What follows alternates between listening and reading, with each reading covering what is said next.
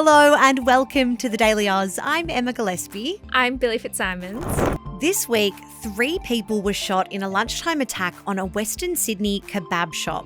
The incident, described by New South Wales Premier Chris Minns as shockingly brazen, follows a spate of recent underworld shootings. It's prompted New South Wales Police to establish a new task force to investigate these incidents.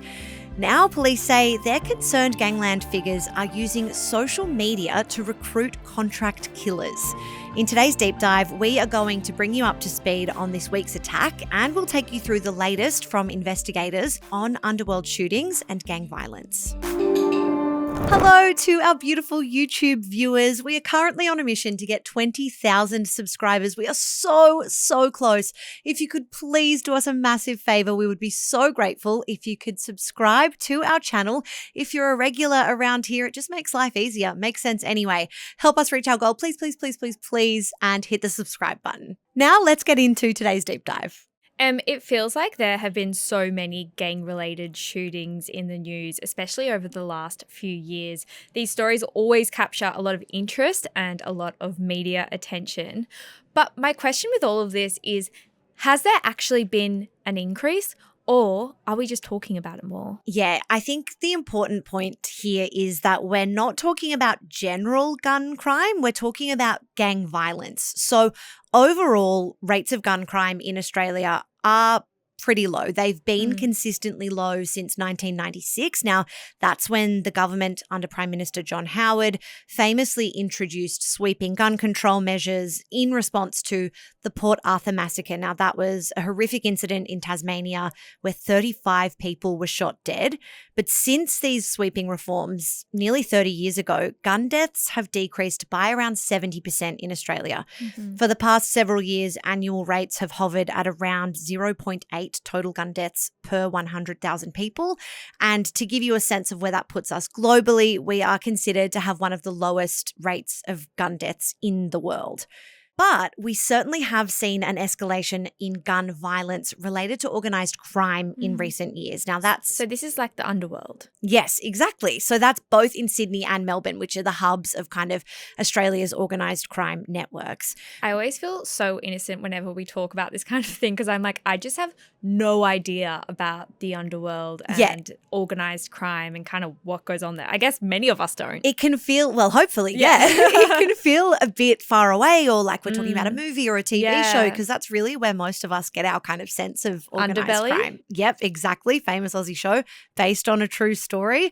But there has definitely been an increase in organised crime gun violence. So we're focusing on New South Wales today. National data is only released every few years, so it's kind of difficult to pinpoint an exact increase on a national scale. But to give you a sense of where things are at in New South Wales, there have been 9 separate gun incidents over the past 6 months related to organised crime that are currently under investigation. So incidents between December 2024 and now June 2025.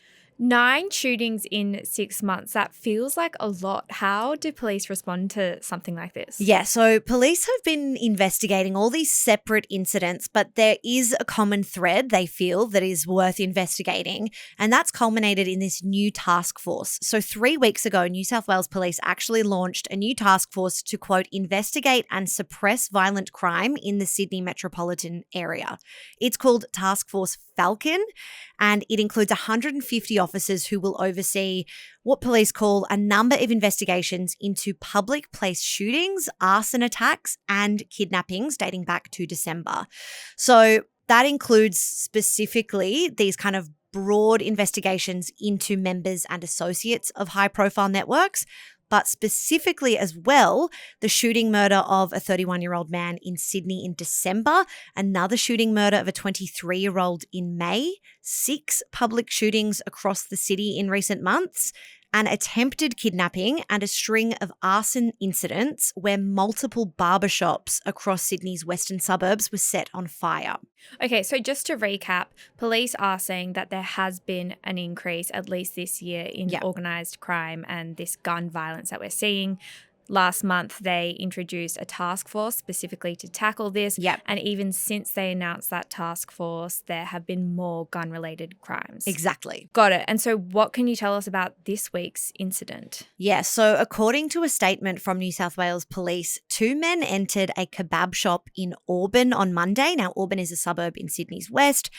They allegedly fired 8 shots, injuring 3 people, and fled the scene in a black Audi SUV. We know their faces were covered, and we know the plates on that Audi were forged. So they were fake number plates and their faces were concealed. A 26-year-old man suffered wounds to his shoulder and arm. A 47-year-old woman, it's understood she was working in the shop. She was shot twice in the torso, and a 25-year-old man was shot in the face. All 3 were treated by paramedics at the scene before being taken to hospital for further specialist treatment. Now, the latest update from New South Wales Police is that all victims are expected to make a full recovery, but one of the men, the 25-year-old who was shot in the head, he is in a critical condition. I don't know if you can answer this, but is it suspected that the people responsible for this were targeting all 3, or were targeting one of them and the others happened to be injured? So it seems like the woman who was shot was an innocent victim caught in the crossfires. I mean, as far as we know, they were all innocent victims, but police have mentioned one of the male victims, a 26-year-old, is of specific interest to police, that he's known to police, and he has been involved in several other recent investigations, which we're going to touch on a little bit later in the pod. Okay, so we know the condition of the victims. Do we know any updates on the actual investigation? Yes. So Task Force Falcon, the task force that we mentioned, is already investigating. Straight away, they were put on the case, and there was an update on Tuesday where police said they've linked the shooting to 3 burnt-out cars, including the black Audi that we mentioned was the quote-unquote getaway car. They were all found in nearby suburbs to Auburn after the shooting on Monday. And so the task force is examining potential links between these 3 fires and the shooting. So it's kind of feeding into this bigger picture that investigators are working on about a broader organized crime feud, essentially. Before we go any further, we've kind of been talking about organized crime, but I'm interested in, when we say that phrase, what are we actually talking about? Yeah, it's a great question, Billi. And when we talk about organized crime, we're talking about something rather than being opportunistic crime, as it's called, which might be perpetrated without much planning, a spur-of-the-moment offense, or perpetrated by a lone actor. Organized crime networks are these syndicates or gangs, really, outlaw motorcycle gangs, you might hear them called, bikie gangs. They're these networks that control or operate within spaces like the illicit drug market, the black market trade of illegal weapons. They can also work in money laundering organizations or be part of cybercrime rings, child exploitation, human trafficking rings, even terrorism. So these are these very serious coordinated networks, and they're increasingly found by Australian investigators to be part of international syndicates. So quite often you might have a high-profile network here in Sydney or down in Melbourne, and they will have a leader who is far, far away in another country, or many leaders all around the world. Now, there are a few hallmarks of some of these recent incidents in Australia, which also indicate that they could be tied to organised crime. So when we see something like a daylight shooting, burnt-out cars, attempted kidnappings, drive-bys, execution-style murders, they might sound like plot lines from movies, but these are kind of common tactics or common offending that are linked to organised crime.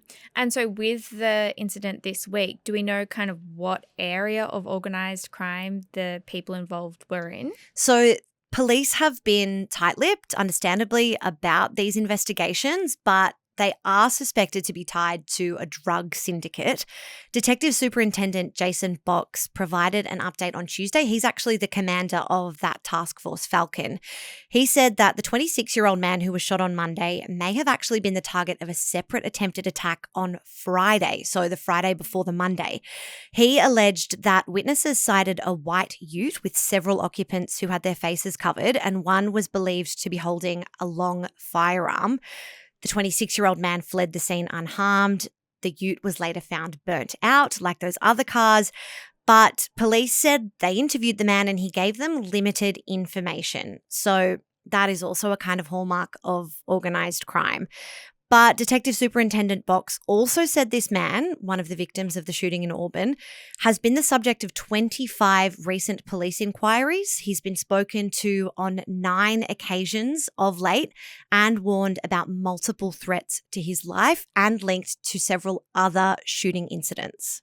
And there's something else police said in relation to gang violence this week that I found particularly interesting, which was about how these crime networks are recruiting their members, particularly their gunmen. And they suggested that it could be from social media. Yeah, this is a really interesting aspect to this whole investigation. Police do believe that social media is becoming this increasingly commonly used tool to recruit people for these crime syndicates. So specifically, they've warned that offenders are being recruited who might actually never have been involved in organised crime before. They might have no previous connection to these networks until this point, but they are, quote, being recruited by encrypted devices, social media, and word of mouth to commit offences like contract killings. Box said, I believe it is common and I believe it is increasing. So they're being paid to kill these people. Exactly, being paid to kill people or shoot people or hurt people or carry out crimes, but that they're being found or located through social media channels. And is that what investigators believe happened in Sydney this week? So Box was directly asked about this at a press conference on Tuesday. He said that New South Wales Police don't have evidence on that at this stage, but there are multiple reports suggesting otherwise, including from The Guardian as well as the Daily Telegraph. So the Telegraph said senior police are investigating whether the gunmen were hired on an online platform similar to Airtasker.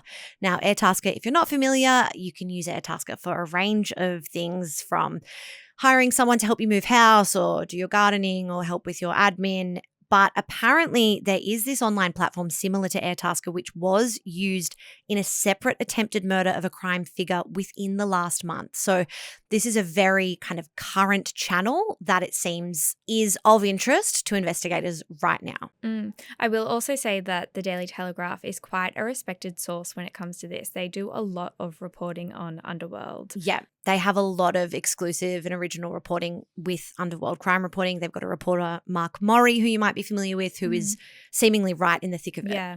And you mentioned the task force was investigating dozens of events over the past 6 months. Do we know if any arrests have been made? So there has been a lot of both media and police interest surrounding this 26-year-old man I mentioned. So he was targeted in that shooting this week in Auburn. He was shot. He was also targeted in the lead up to that incident, and he is an alleged high-profile underworld figure. He's been described by police as the epicenter of an ongoing feud between 2 high-profile gangs in Sydney. He was actually arrested in May over an unauthorized gun possession charge and later released on bail. Now, the decision to release him on bail actually went firmly against New South Wales Police and their wishes, their advice. At the time, a police prosecutor actually told the court, quote, "There will be further bloodshed on the streets. The streets will not be safe, and it's because of this man's standing and holding in the organised crime network." So interesting. Where does the New South Wales government come into this? Have they said anything about it? Yeah, so the Premier, Chris Minns, he came out and publicly condemned this daylight shooting in Auburn on Monday. We've also heard from the state's police and counter-terrorism minister. Her name is Yasmin Catley. She said, "The recent violence on our streets is horrific. We won't tolerate these lawless thugs playing out their vendettas in our communities when innocent people get caught up in them and are made to suffer. It's sickening and barbaric." She called public safety the state's #1 priority and outlined how government will continue working to support police with this task force, adding that, quote, "The message is crystal clear. To those contemplating taking part in this vicious criminality, you can look forward to spending a large chunk of your life in a small cell." Very strong words there. Exactly. Thank you so much for taking us through that. It is always so interesting learning about a world that, I mean, speaking for myself, I literally know nothing about. But thank So you for she says. Yeah. True.